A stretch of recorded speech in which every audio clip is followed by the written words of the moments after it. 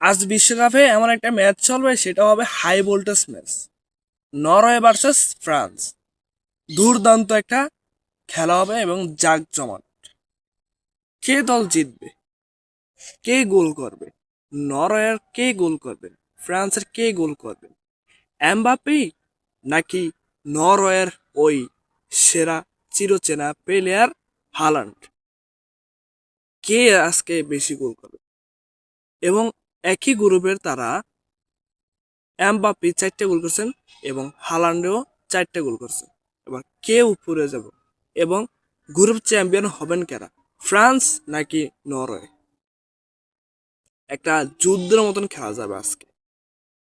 কাকে আপনি এগিয়ে রাখবেন, নরওয়ে নাকি ফ্রান্সকে?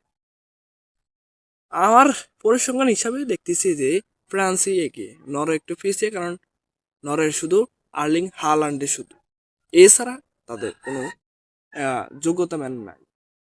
যাই হোক, গ্রুপ পর্বে তারা দুর্দান্ত খেলতেছে, নরওয়ে এবং ফ্রান্স। আমরা চাই যে দুর্দান্ত একটা খেলা হোক, হাড্ডাহাড্ডি ম্যাচ, হাই ভোল্টেজ ম্যাচ। এটা দিকে সবাই তাকিয়ে আছে, পুরো ওয়ার্ল্ডের মানুষ। আপনি কি তাকিয়ে আছেন সেটা বলে দেন আমার কমেন্ট বক্সে। Let's go.